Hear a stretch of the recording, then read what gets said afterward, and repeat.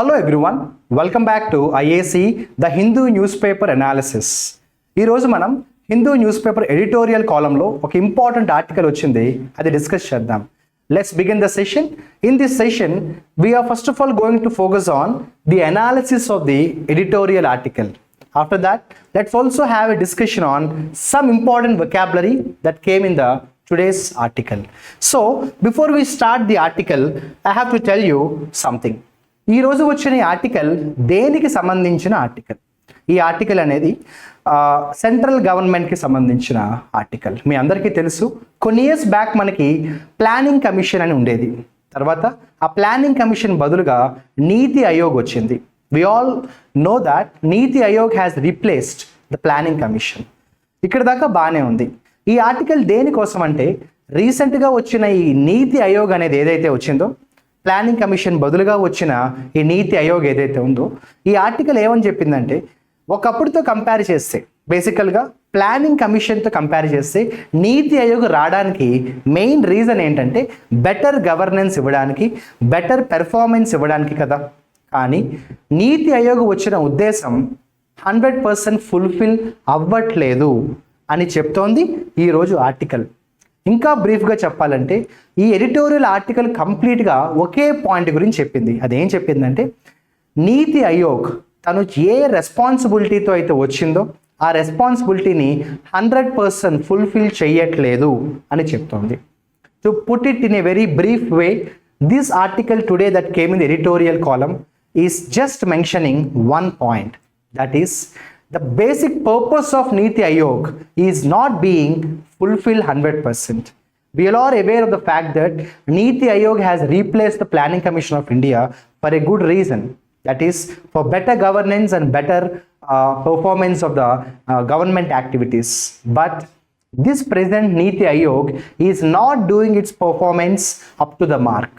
So this is the whole article. This is the main gist of the article today. ఇక మన ఆర్టికల్లోకి వెళ్ళే ముందు, is today's article easy, moderate or difficult?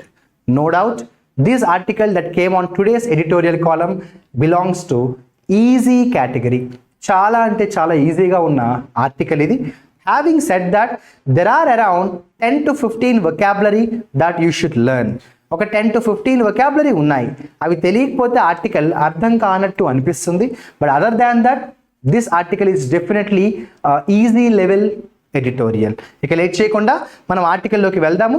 The headlines of the article says, the Aayog suffers from both structural and functional issues. ఇక్కడ ఆయోగ్ అన్నారంటే ఏంటో మీకు తెలుసు. It talks about the Niti Aayog. So what is the meaning of the headlines? నేను ఇందాక చెప్పినట్టు total ఆర్టికల్లో ఉన్న జిస్ట్ ఏదైతే ఉందో అది హెడ్లైన్స్లోనే వాళ్ళు చెప్పేశారు. ఏమని చెప్పారు? నీతి ఆయోగ్ ఏదైతే ఉందో, it suffers from both structural and functional issues. కొత్తగా వచ్చిన నీతి ఆయోగ్, కొత్తగా అంటే మరీ కొత్తగా అని కాదు, కొన్ని ఇయర్స్ బ్యాక్ వచ్చిన నీతి ఆయోగ్ చాలా ఇయర్స్ నుంచి ఉన్న ప్లానింగ్ కమిషన్ని రీప్లేస్ చేసింది కదా. అలా రీప్లేస్ చేసిన ఈ నీతి ఆయోగ్ ఏదైతే ఉందో, ఈ ఆర్గనైజేషన్లో చాలా మైనస్ పాయింట్స్ ఉన్నాయి. స్ట్రక్చరల్ మైనస్ పాయింట్స్ ఉన్నాయి, ఫంక్షనల్ ఇష్యూస్ కూడా చాలా ఉన్నాయన్నారు. ఈ హెడ్లైన్స్లో చెప్పిన విషయాన్ని టోటల్ ఆర్టికల్లో వాళ్ళు ఎగ్జాంపుల్స్తో మనకి ఎక్స్ప్లెయిన్ చేశారు. ఎనీ స్టూడెంట్ ఒక్కసారి చదివినా చాలు ఈ ఆర్టికల్ అర్థమైపోతుంది. కొంతమంది స్టూడెంట్స్కి సెకండ్ టైం రీడింగ్ అనేది అవసరం ఉంటుంది. ఓకేనా? ఇక మనం ఆర్టికల్లోకి వెళ్దాము. మీ అందరికీ తెలుసు, నేను ఈ ఆర్టికల్లో ఉన్న ప్రతి సెంటెన్స్ని కూడా అర్థమయ్యేలాగా సింపుల్ తెలుగు లేదా సింపుల్ ఇంగ్లీష్లో ఎక్స్ప్లెయిన్ చేస్తాను. ఆర్టికల్ ఎక్స్ప్లెనేషన్ కంప్లీట్ అయిన తర్వాత వొకాబులరీ మీద కూడా మనం కొంత టైం అయితే స్పెండ్ చేద్దాము. ఓకే గైస్, ఇక స్టార్ట్ చేద్దామా? ద ఫస్ట్ సెంటెన్స్ ఇక్కడ స్టార్ట్ అయింది చూడండి. దాదాపుగా ఫస్ట్ సెంటెన్స్ అనేది ఇక్కడ దాకా ఉంది. Let me read the first sentence. With 10 state and union territory representatives skipping the 9th governing council meeting of the Niti Aayog chaired by Prime Minister Modi, 7 of them boycotted in the think tank's role has been called into question. ఈ sentence చాలా important. ఇది మనం complex సెంటెన్స్గా పిలుస్తాము. ఎందుకంటే సబ్జెక్ట్కి వర్బ్కి డైరెక్ట్గా relation లేదు, మధ్యలో కొంత ఎక్స్ట్రా ఇన్ఫర్మేషన్ కూడా ఉంది. ఇది మీకు అర్థం అవ్వాలంటే బేసికల్గా మీకు విషయం తెలియాలి. రీసెంట్గా నీతి ఆయోగ్ సంబంధించి ఒక ఇంపార్టెంట్ మీటింగ్ అయితే పెట్టుకున్నారు. ఏంటి ఆ మీటింగ్ అంటే 9th governing council meeting, GCM అనుకోవచ్చా. So 9th governing council meeting జరిగింది. నీతి ఆయోగ్ సంబంధించిన 9వ ఒక మీటింగ్ అయితే జరిగింది. కానీ ఈ మీటింగ్కి చాలామంది రాలేదు. బేసికల్గా ఈ మీటింగ్ ఎవరు రావాలి? ఇండియాలో ఉన్న అందరూ రావాలి. అందరూ అంటే అన్ని స్టేట్స్కి సంబంధించిన ప్రతినిధులు, రిప్రజెంటేటివ్స్ రావాలి కదా. కానీ అందరూ రాలేదంట. దాదాపుగా 10 మంది, అంటే 10 రాష్ట్ర ప్రతినిధులు, the representatives of 10 states did not attend the meeting. దాంతోపాటుగా ఒక 7 అయితే మరీ దారుణంగా బాయ్కాట్ చేశారట. అంటే ఓపెన్గా చెప్పేశారు, మేము ఈ మీటింగ్కి రాము అని చెప్పేశారట. అంటే నీతి ఆయోగ్ అనేది పొలిటికల్ ఆర్గనైజేషన్గా మనం చూడకూడదు. It is completely a kind of administrative organization. కానీ ఇక్కడ కూడా మనం పాలిటిక్స్ని చూడాల్సి వస్తుంది. 10 రాష్ట్ర ప్రతినిధులు ఈ మీటింగ్కి రాలేదు, 7 అయితే రాము అని బాయ్కాట్ చేసినట్టు చెప్పారు. ఇలా ఏదైతే ఈ ఇన్సిడెంట్ జరిగిందో ఇది కాల్డ్ ఇంటూ ఏ క్వశ్చన్ అన్నారు. కాల్డ్ ఇంటూ అంటే doubt. So prime minister Narendra Modi హెడ్గా ఉన్న, చైర్పర్సన్గా ఉన్న ఈ నీతి ఆయోగ్ యొక్క 9వ జనరల్ కౌన్సిల్ మీటింగ్కి 10 రాష్ట్ర ప్రతినిధులు రాకపోవడం, 7 అయితే బాయ్కాట్ చేయడం ప్రశ్నార్థకంగా మారింది అంటాం కదా. కాల్డ్ ఇంటూ ఏ క్వశ్చన్ అంటే it has raised several questions. This is the meaning of the first sentence. All clear? ఇక సెకండ్ సెంటెన్స్లోకి మనం వెళ్దాము. సెకండ్ సెంటెన్స్ ఇక్కడ స్టార్ట్ అయింది, ఇక్కడ ఎండ్ అయింది. ఏమన్నాడు చూద్దామా? The chief ministers of Tamil Nadu, Kerala, Karnataka, Telangana, Punjab, Himachal Pradesh and Jharkhand did so because of concerns with the perceived lack of allocations and projects to their states in the union budget. ఇక్కడ మీకు ఒక విషయం తెలియాలి. డిడ్ సో అన్నారు, అలా చేశారు. డిడ్ సో అంటే అలా చేయడం. ఎలా చేశారు? ఇందాక చెప్పాను కదా, మీటింగ్కి రాలేదు, బాయ్కాట్ చేశారు. సో ఇక్కడ మెన్షన్ చేసిన స్టేట్స్ ఏమైతే ఉన్నాయో వాళ్ళెవరూ కూడా ఈ మీటింగ్కి రాలేదు. ఎందుకు రాలేదు? రీజన్ ఏంటంటే వాళ్ళకున్న ప్రాబ్లం ఏంటి? కన్సర్న్స్ అంటే ప్రాబ్లం, వర్రీస్. వాళ్ళు ఎందుకు మీటింగ్కి రాలేదు? వాళ్ళు చెప్పిన మెయిన్ కారణాలు ఏంటంటే perceived lack of allocations and projects to their states in the budget. రీసెంట్గా యూనియన్ బడ్జెట్ రిలీజ్ అయింది కదా. అలా రిలీజ్ అయిన యూనియన్ బడ్జెట్లో ఇక్కడ మెన్షన్ చేసిన స్టేట్స్కి న్యాయం జరగలేదు. అంటే వాళ్ళు కోరుకున్నట్టుగా, వాళ్ళు ఎక్స్పెక్ట్ చేసిన ప్రాజెక్ట్స్ కానీ బడ్జెట్ ఎలొకేషన్స్ కానీ వాళ్ళకు రాలేదన్న విషయాన్ని తెలుసుకున్నారు. పెర్సీవ్డ్ అంటే రికగ్నైజ్, అండర్స్టాండ్. ఓకేనా? సింపుల్గా చెప్పనా ఈ సెంటెన్స్? ఇప్పుడు కొన్ని స్టేట్స్కి సంబంధించిన లీడర్స్ ఒక విషయాన్ని రియలైజ్ అయ్యారు, అర్థం చేసుకున్నారు. ఏ విషయాన్ని అర్థం చేసుకున్నారు? రీసెంట్గా వచ్చిన యూనియన్ బడ్జెట్లో కొన్ని రాష్ట్రాలకు అన్యాయం జరిగింది, ప్రాజెక్ట్స్ ఇవ్వలేదు, పైగా బడ్జెట్ కూడా వాళ్ళు కేటాయించలేదు అన్న విషయాన్ని వాళ్ళు అర్థం చేసుకుని ఈ సమావేశానికి, ఏ సమావేశానికి? గవర్నింగ్ కౌన్సిల్ 9th మీటింగ్, నీతి ఆయోగ్ 9th మీటింగ్కి వాళ్ళందరూ కూడా రాలేదు అన్న విషయాన్ని చెప్పారనమాట. ఓకేనా? సో ఇక థర్డ్ సెంటెన్స్లోకి వెళ్దాము.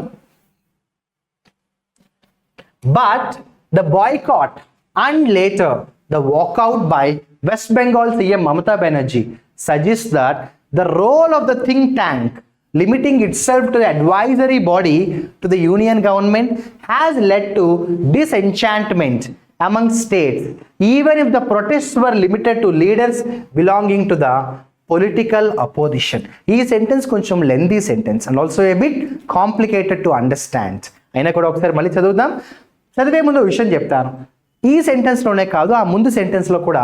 But the boycott and later the walkout by West Bengal CM Mamata Banerjee suggests that the role of the think tank limiting itself to an advisory body of the union government has led to disenchantment among states, even if the protests were limited to leaders belonging to the political opposition. ఈ sentence కొంచెం కాంప్లికేటెడ్గా ఉంటుంది. ఏం లేదమ్మా, first 2 sentences మనకు అర్థమయ్యాయి కదా. Third sentence ఏమన్నాడంటే కొన్ని states అయితే రాలేదు, ఓకే ఫైన్, బాయ్కాట్ చేసేసాయి, నో డౌట్.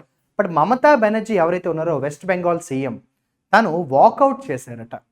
అది దేన్ని రిఫ్లెక్ట్ చేస్తుంది అంటే బేసికల్గా నీతి ఆయోగ్ ఉద్దేశం ఏంటంటే కోఆపరేటివ్ ఫెడరలిజం ఉండాలి.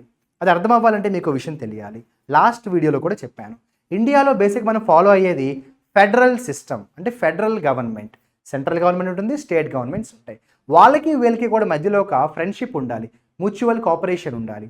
కానీ ఆ కోఆపరేటివ్ ఫెడరలిజం లేకపోగా పొలిటికల్ అపోజిషన్ కనిపిస్తోంది. అంటే సింపుల్గా చెప్తాను, ఇండియాలో ఏ ఏ రాష్ట్రాల్లో అయితే బీజేపీ లేదు ఏ ఏ స్టేట్స్లో అయితే యాంటీ బీజేపీ గవర్నమెంట్స్ ఉన్నాయో వాళ్ళు పూర్తిగా మాకు అన్యాయం జరిగింది బడ్జెట్లో అని బాధపడ్డారు. కాబట్టి అలా బాధపడి ఏం చేశారు, నీతి ఆయోగ్ యొక్క ఈ మీటింగ్కి అసలు రాలేదు, బాయ్కాట్ చేశారు, వచ్చిన వాళ్ళు కూడా వాకౌట్ చేశారని చెప్తున్నాడు. ఇక్కడ డిసెన్చాంట్మెంట్ అనే వర్డ్ కనిపించింది, అంటే బాధ, అసహనం అన్నమాట, చాలా బాధపడ్డారంట. అలాగే బేసికల్గా నీతి ఆయోగ్ అడ్వైజరీ బాడీకి మాత్రమే పరిమితం అయిపోయింది, ప్లస్ అదొక పొలిటికల్ ఆర్గనైజేషన్ లాగా పనిచేస్తుంది అంటున్నారు. ఓకేనా? సో వెస్ట్ బెంగాల్ సీఎం అయితే వాకౌట్ చేశారట. ఇక నెక్స్ట్ సెంటెన్స్ చూడండి, constituted by NDA government in its first time Niti Aayog was to replace the planning commission, doing away with the top down approach of the earlier body and to focus on cooperative federalism. ఇందాక చెప్పిన విషయాన్ని ఇక్కడ చెప్పాడు. బేసికల్గా మనకు ఒకప్పుడు planning commission ఉండేది, దాన్ని రిమూవ్ చేసేసి దాన్ని పక్కన పెట్టి దాని బదులుగా వచ్చింది నీతి ఆయోగ్. ఎవరు తీసుకొచ్చారు? NDA government. ఎందుకు తీసుకొచ్చారు? ప్లానింగ్ కమిషన్ ఉన్న టైంలో ఉన్న చిన్న చిన్న మైనస్ పాయింట్స్ బదులుగా ఇప్పుడు మనకి ఈ కొత్త ఏదైతే గవర్నమెంట్ కొత్త ఆర్గనైజేషన్ ఏదైతే వచ్చిందో నీతి ఆయోగ్ అయితే వచ్చింది, రైట్? మరి ఒకప్పుడు ప్లానింగ్ కమిషన్ ఉన్నప్పుడు ఉన్న మైనస్ పాయింట్స్ని రెక్టిఫై చేయాలి కదా, అలా కాకుండా ఇప్పుడు కొత్తగా వచ్చిన నీతి ఆయోగ్ కూడా అవే మిస్టేక్స్ చేస్తే ఎలా? బేసికల్గా కోఆపరేటివ్ ఫెడరలిజం కోసం కదా నీతి ఆయోగ్ వచ్చింది. కాబట్టి ఎక్కడైనా కూడా నీతి ఆయోగ్ కోఆపరేటివ్ ఫెడరలిజం మీద ఫోకస్ చేయాలి, లేకపోతే ప్లానింగ్ కమిషన్ రిమూవ్ చేయాల్సిన అవసరం ఏముంది? డూ అవే అంటే ఏంటి? రిమూవ్. సో ఈ సెంటెన్స్ ఏం చెప్తున్నాడు? నీతి ఆయోగ్ వచ్చిన ఉద్దేశం ఏంటంటే అంతకు ముందు జరిగిన మిస్టేక్స్ని రెక్టిఫై చేయడానికి. అలా కాకుండా ఇప్పుడు కొత్తగా వచ్చిన నీతి ఆయోగ్ కూడా అవే మిస్టేక్స్ చేస్తే then what is the point అని అడుగుతున్నాడు. ఇక నెక్స్ట్ వన్, ఇప్పుడు అదే సెంటెన్స్ చెప్పాడు చూడండి, by limiting it self to an advisory body without any powers of. చూసారా, నీతి ఆయోగ్ జస్ట్ సలహాలు ఇవ్వడానికే పరిమితం అయిపోయింది, కానీ ఎటువంటి పవర్స్ కూడా లేవు నీతి ఆయోగ్కి. దానివల్ల ఏమైపోయిందంటే చాలా స్టేట్స్కి బడ్జెట్ విషయంలో పవర్స్ లేకపోవడం వల్ల అన్యాయం జరిగింది. దానికి తోడు creating indices to evaluate states, it has led to the unintended consequences of competitive federalism. సింపుల్గా చెప్తాను వినండి, మన ఇండియాలో కావాల్సింది ఏంటంటే కోఆపరేటివ్ ఫెడరలిజం కావాలి, కానీ ఇప్పుడు జరుగుతోంది ఏంటి? Competitive federalism. ఇది కరెక్ట్ కాదు అంటున్నాడు. బేసికల్గా సెంట్రల్ గవర్నమెంట్ అలాగే స్టేట్ గవర్నమెంట్స్ కోఆపరేషన్ ఉంటే బాగుంటుంది, కానీ ఇద్దరు పోటీ పడితే, కొట్టుకుంటే, గొడవ పడితే ప్రజలకి ఎంత నష్టపోతారు? సో కాంపిటేటివ్ ఫెడరలిజం కనిపిస్తోంది తప్ప కోఆపరేటివ్ ఫెడరలిజం కనిపించట్లేదు. కాబట్టి నీతి ఆయోగ్ తన మిస్టేక్స్ని రెక్టిఫై చేసుకోకపోతే అన్ఇంటెండెడ్ కాన్సిక్వెన్సెస్ వస్తున్నాయి, అంటే మనం ఇష్టం లేని పరిణామాలు ఎదుర్కోవాల్సి వస్తుంది అంటున్నాడు. ఓకేనమ్మా?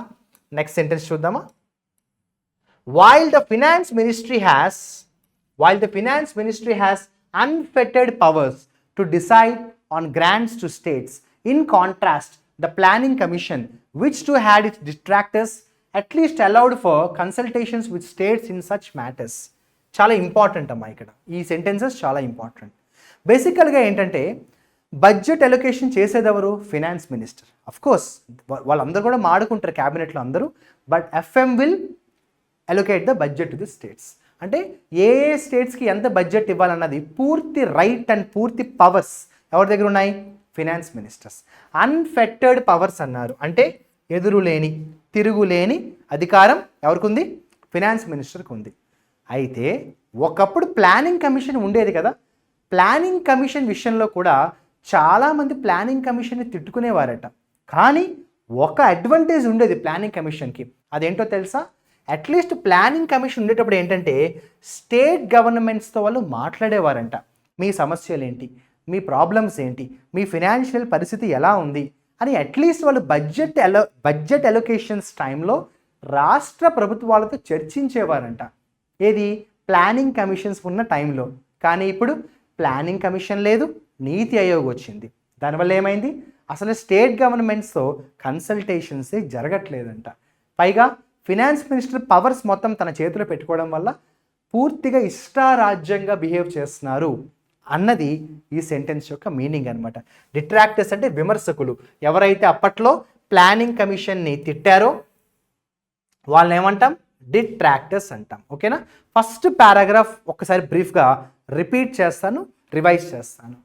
కొత్తగా అంటే రీసెంట్గా కాకపోయినా కొన్ని ఇయర్స్ బ్యాక్ వచ్చిన నీతి ఆయోగ్ ఏ ఉద్దేశంతో వచ్చిందంటే కోఆపరేటివ్ ఫెడరలిజంని పెంచడం కోసం. కానీ జరుగుతోంది ఏంటి, కాంపిటేటివ్ ఫెడరలిజం కనిపిస్తుంది. నెంబర్ 1.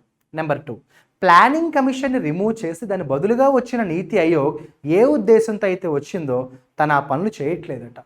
3వది, ఒకప్పుడు ప్లానింగ్ కమిషన్ టైంలో at least finance minister budget allocation చేసేటప్పుడు రాష్ట్రాలతో కన్సల్టేషన్ చేసేవారు.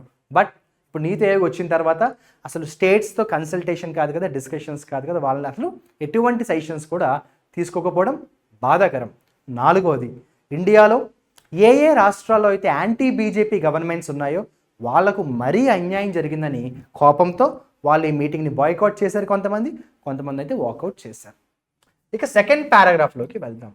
It has not helped matters that BJP has sought to seek votes in the state elections on the basis of providing double engine governments, leading to complaints by opposition ruled states that the center has favored those ruled by the BJP for investment projects.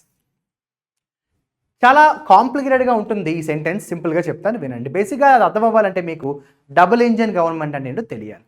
What is the meaning of double engine governments? ఏం లేదమ్మా, సెంట్రల్లో ఎవరున్నారు, ఇప్పుడు BJP ఉంది. ఒకవేళ మన స్టేట్లో కూడా బీజేపీయే గవర్నమెంట్గా ఉందనుకోండి, దాన్ని ఏమంటామంటే డబుల్ ఇంజన్ గవర్నమెంట్ అంటాం. సో ఒకవేళ డబుల్ ఇంజన్ గవర్నమెంట్ ఉంటే బాగుంటుంది అని అప్పట్లో కొన్ని గవర్నమెంట్స్ అలా ఎలక్షన్ క్యాంపెయినింగ్స్ చేసాయి.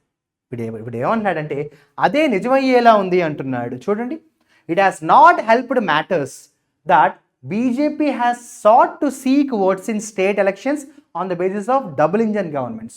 అప్పట్లో ఎలక్షన్ క్యాంపెయిన్ టైంలో బీజేపీ ఏం చెప్పిందంటే చాలా రాష్ట్రాలకి ప్రజలకి ఏం చెప్పిందంట, సెంట్రల్లో ఎలాగో మేము ఉన్నాం కాబట్టి మీరు మీ స్టేట్లో కూడా బీజేపీనే గెలిపిస్తే మీకు బాగా డెవలప్మెంట్ జరుగుతుంది అని చెప్పింది. అది నమ్మి కొంతమంది ఓట్లు కూడా వేశారట బీజేపీకి. కానీ డబుల్ ఇంజన్ ఉన్న రాష్ట్రాలకు కూడా చాలా మటుకు అనుకున్నంత సపోర్ట్ ఇవ్వలేదంటున్నాడు. Leading to complaints by opposition rule states.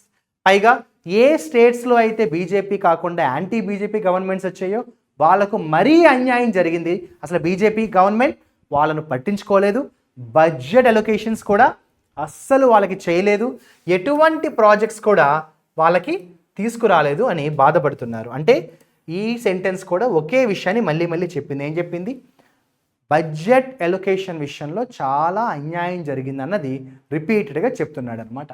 Next, the fact that the NDA government now is crucially dependent upon the support of parties like Bihar and Andhra Pradesh, states that suffer varying development deficits, and the express intention of Finance Minister Sitharaman to address their demands specifically in the budget have not been lost on the government's detractors. ఈ sentence చాలా పెద్ద sentence కదా. ఏం లేదు, మీకు విషయం తెలుసు కదా, సెంట్రల్లో బీజేపీ గెలిచిన ఎలక్షన్స్లో గవర్నమెంట్ ఫామ్ చేసుకోవడానికి కొన్ని ఎలియన్సెస్ సపోర్ట్ అయితే అవసరం వచ్చింది. ముఖ్యంగా బీహార్, ఆంధ్రప్రదేశ్ లాంటి స్టేట్స్కి సంబంధించి వాళ్ళ సపోర్ట్ అయితే నరేంద్ర మోడీకి చాలా అవసరం వచ్చింది. ఆంధ్రప్రదేశ్ చంద్రబాబు నాయుడు అలాగే మన బీహార్కి సంబంధించిన సపోర్ట్ ఇవ్వడం వల్ల మోడీ మళ్ళీ పీఎం అయ్యారు, గవర్నమెంట్ ఫామ్ చేసుకున్నారు. కాబట్టి న్యాచురల్గా ఏ పార్టీస్ అయితే ఎలియన్స్లో ఉండి బీజేపీకి సపోర్ట్ చేశాయో ఆ పార్టీస్ ఉన్న రాష్ట్రాలకు బడ్జెట్ అలొకేషన్స్ బాగా చేశారు, మిగిలిన స్టేట్స్కి బడ్జెట్ అలొకేషన్ అస్సలు బాగా చేయలేదు అంటున్నాడు. ఓకేనా. ఇక next, irrespective of the merit in the contention, the fact is that the consultations with states on grants and projects have become limited after the end of planning commission. సరే, ఏది ఏమైనా ఒకటైతే నిజం ఏంటంట, ఏ రాష్ట్రాల్లో అయితే బీజేపీ లేదో ఆ రాష్ట్రాలకు అన్యాయం జరిగింది. నెంబర్ 2, ఒకప్పుడు ప్లానింగ్ కమిషన్ ఉన్నప్పుడు అట్లీస్ట్ రాష్ట్రాలతో మాట్లాడేవారు, బట్ ఇప్పుడు అస్సలు డిస్కషనే చేయట్లేదట. Next one. While the 16th Finance Commission is tasked with the removal of a horizontal imbalance among the states and finance ministries, focus is on macroeconomic stability and the financial system. The need to address growth through infrastructure and capital investments in states is something that requires institutional backing at the center as well. ఈ sentence కూడా చాలా lengthy sentence. My dear friends, నేను ఈ sentence చెప్పే ముందు మీకు విషయాన్ని చెప్తాను. ఎడిటోరియల్లో జనరల్గా సెంటెన్సెస్ లెందీగా ఉంటాయి. వాటిని బ్రేక్ చేసుకుని చదవండి, ఈజీగానే ఉంటుంది. వొకాబులరీ ముందే చూసుకుంటే బెటర్. ఏం లేదమ్మా, 16th ఫినాన్స్ కమిషన్ యొక్క ముఖ్య ఎజెండా ఏంటంటే హారిజంటల్ ఇంబ్యాలెన్స్ ఉండకూడదు. ఎకానమికల్ పరంగా ఆర్థిక వ్యవస్థలో ఎటువంటి అస్తవ్యస్తలు ఉండకూడదు అన్నది 16th ఫినాన్స్ కమిషన్ యొక్క ముఖ్య ఉద్దేశం. అలాగే ఫినాన్స్ మినిస్టర్ ఫోకస్ అంతా కూడా మ్యాక్రో ఎకనామిక్ స్టెబిలిటీ మీద పెట్టారు. అయితే the need to address growth through infrastructure and capital investment in states is something that requires institutional banking. ఏం లేదమ్మా, సింపుల్గా చెప్తాను వినండి.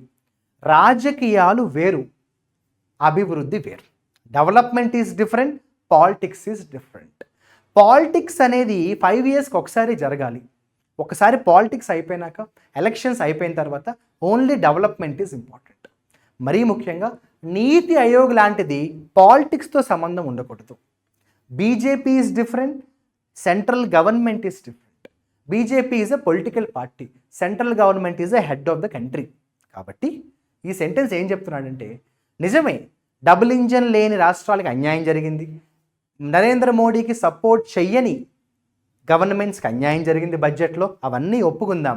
ఒకటైతే గ్యారంటీ కదా, మనం 16th ఫినాన్స్ కమిషన్లో ఏమని చెప్పుకున్నాము, డెవలప్మెంట్ మీద ఫోకస్ పెట్టాలి, హారిజంటల్ ఇంబ్యాలెన్స్ని తొలగించాలి అనుకున్నాం కదా.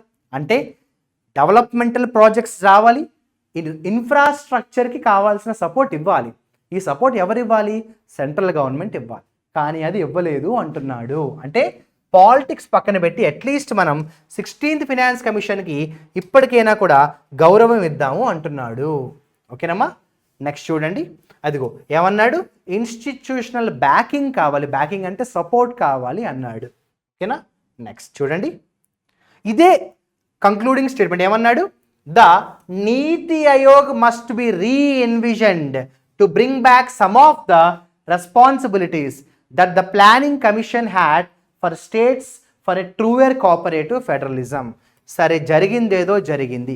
ఇకనైనా కూడా భవిష్యత్తులో నీతి ఆయోగ్ ఒకసారి ఆలోచించి రీఎన్విజన్ చేయాలి. అంటే తన ప్రణాళిక, తన ప్లానింగ్ మళ్ళీ ఒకసారి బెటర్గా డిజైన్ చేసుకుని ఏ ఉద్దేశంతో అయితే నీతి ఆయోగ్ని మనం తీసుకొచ్చామో, ఏంటా ఉద్దేశం, కోఆపరేటివ్ ఫెడరలిజం అన్న ఉద్దేశంతో తీసుకొచ్చాం. కాబట్టి దాని మీద మాత్రమే ఫోకస్ పెట్టి అట్లీస్ట్ రానున్న రోజుల్లోనైనా కూడా కోఆపరేటివ్ ఫెడరలిజంని ఇంకా మనం ప్రమోట్ చేయాలి తప్ప కాంపిటేటివ్ ఫెడరలిజం దగ్గరికి మనం పోకూడదు అని ఈ ఆర్టికల్ని కంక్లూడ్ చేశాడు.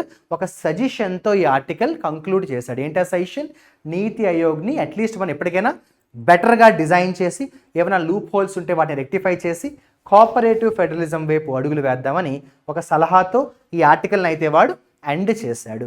My dear friends, what ever article analysis I have explain, I will brief up the same in a nutshell manner in 5 points. Point number 1, once upon a time we had planning commission, but NDA government replaced it with Niti Aayog. Number 2, why was the Niti Aayog replacing the planning commission with one agenda? What was the agenda? To enhance better cooperative federalism but not competitive federalism.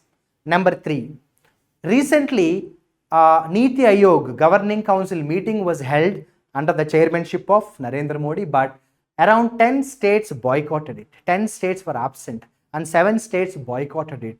Some people like Mamata Banerjee walked out. Why? Why all these states were unhappy about the Niti Aayog? Because they are not really angry with Niti Aayog. They are angry at the Niti Aayog's role in failure anamata ekkada budget allocation vishayamlo. Because the states where anti-BJP governments are the ruling parties, they were really ignored by the finance minister in the budget allocation and development project. Fine. At least now let's respect the 16th Finance Commission. What is the agenda of the 16th Finance Commission? Developmental projects, infrastructural enhancements, and more important, reducing the economical horizontal imbalance among the states and the country. So let's hope that in the near future Niti Aayog will redesign itself in a better way. Let it re-envision itself for better cooperative federalism. ఓకేనమ్మా, this is what the whole article is about. లేదు sir మీరు బిగినింగ్లో ఈ article చాలా ఈజీగా ఉంటుందన్నారు, మాకు అది కష్టంగా అనిపించింది అనుకుంటే ఫైన్. కొంతమంది స్టూడెంట్స్కి ఆర్టికల్ ఈజీ అనిపించవచ్చు, some students may find it moderate but not difficult. ఓకేనా, ఒకసారి ఈ ఆర్టికల్లో వచ్చిన వొకాబులరీ ఏమొచ్చాయి చూసుకున్నట్టయితే, స్టార్టింగ్లో మనకు ఒక ఇంపార్టెంట్ వొకాబులరీ వచ్చింది. ఇది ఒక ఫ్రేజల్ వర్బ్గా చెప్తాము. దీని ఏమంటాం మనం? కాల్డ్ ఇంటూ అంటే doubt, called into a question. యాక్చువల్గా ఇదంతా ఒక ఫ్రేజల్ వర్బ్గా చెప్పచ్చు, ఇడియమ్స్ అండ్ ఫ్రేజెస్ అంటాం. కాల్ ఇంటూ క్వశ్చన్ అంటే సందేహాలు దారి తీసింది, డౌట్. కన్సర్న్స్ అంటే ప్రాబ్లమ్స్, వర్రీస్. ఓకే, పెర్సీవ్డ్ అంటే అండర్స్టాండ్, రికగ్నైజ్. పెర్సీవ్ అంటే ఏంటి? అండర్స్టాండ్ లేదా రికగ్నైజ్ అంటాం. అండర్స్టాండ్ లేదా రికగ్నైజ్ అంటాము. నెక్స్ట్ వొకాబులరీ చూడండి, డిస్ఎన్చాంట్మెంట్ అన్నాడు. What is the meaning of disenchantment? Upset, sad, disappointment. ఇది ఒక ఫ్రేజల్ వర్బ్ అమ్మ. డూ అవే అంటే రద్దు చేయడం, డూ అవే అంటే ఏంటి? క్యాన్సిల్. బేసికల్గా indices, index, indices singular plural. Unintended అంటే కోరుకోని, whichever is not desired. ఓకేనమ్మా, మనం కోరుకోని. కాన్సీక్వెన్సెస్ అంటే పరిణామాలు, రిపర్కషన్స్. రిజల్ట్స్ అంటాం. కాన్సీక్వెన్స్ అంటే ఏంటి? Result, repercussions. అన్ఫెటర్డ్ అంటే ఎదురులేని లేదా తిరుగులేని, అన్ఫెటర్డ్ అంటాం మనం, ఎదురులేని తిరుగులేని. డిట్రాక్టర్స్ అంటే విమర్శకులు, క్రిటిక్స్ అంటాం చూసారా, ఇష్టం లేనివారు, వ్యతిరేకదారులు, క్రిటిక్స్.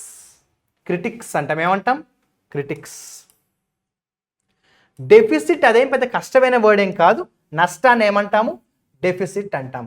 కంటెన్షన్ అంటే గొడవ, డిస్ప్యూట్, తగాదా.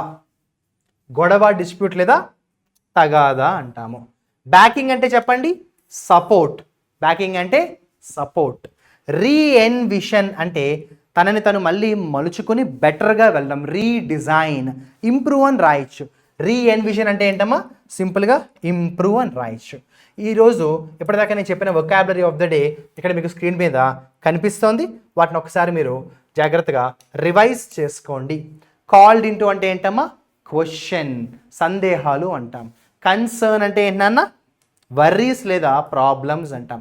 పెర్సీవ్ అంటే రికగ్నైజ్ లేదా అండర్స్టాండ్. అన్హ్యాపీనెస్. డూ అవే అంటే రద్దు చేయడం, రిమూవ్ చేయడం, దాన్ని అబ్రోగేట్ అని కూడా అంటాం. ఇండిసెస్ అంటే ఇండెక్స్. అన్ఇంటెండెడ్ అంటే అన్డిజైర్డ్, కోరుకోని. కాన్సిక్వెన్స్ గుర్తుందా? పరిణామాలు లేదా రిపర్కషన్స్ అంటాం. ఏమంటాము? రిపర్కషన్స్. అన్ఫెటర్డ్ అంటే ఏంటి? Very strong. అన్ఫెటర్డ్ అంటే ఏంటి? Very strong, can't be disturbed. Unlimited అని కూడా అంటాం, అన్స్టాపబుల్ అని కూడా అనొచ్చు అన్ఫెటర్డ్ అంటే. డిట్రాక్టర్స్ అంటే క్రిటిక్స్, అపోనెంట్స్. డెఫిసిట్ అంటే లాస్, కంటెన్షన్ అంటే డిస్ప్యూట్, బ్యాకింగ్ అంటే సపోర్ట్, రీఎన్విషన్ అంటే redesign. My dear friends, this is about the today's Hindu newspaper editorial article. Now that you have watched the video, I want you to read the newspaper and read this article once again so that improve your comprehending skills, improve your understanding skills. ప్రతిరోజు మీరు news paper మొత్తం చదవక్కర్లేదండి, ఏదో ఒక్క article తీసుకోండి, ఆ ఒక్క ఆర్టికల్ని పర్ఫెక్ట్గా చదవండి. చాలా పేషెన్స్ కావాలి దానికి. 2-3 నిమిషాలు చదివేయాలని పెట్టుకోకండి. బిగినింగ్లో 30 minutes, 40 minutes, 1 hour టైం పడుతుంది, కానీ ఆ టైం స్పెండ్ చేయండి. Success doesn't come over night, success always comes slowly. ఓకేనమ్మా? సో ఆర్టికల్స్ చదివేటప్పుడు వొకాబులరీ కూడా మీరు బ్రౌజ్ చేసుకోండి, ఇంటర్నెట్లో కానీ డిక్షనరీలో కానీ. ఆర్టికల్స్లో ఉన్న లెందీ సెంటెన్సెస్ చూసి భయపడకండి, దాన్ని పార్ట్స్గా బ్రేక్ చేసుకుంటే any article you can understand it easily. I hope everybody understood this article and I believe that the session is useful and effective. All the best, good luck.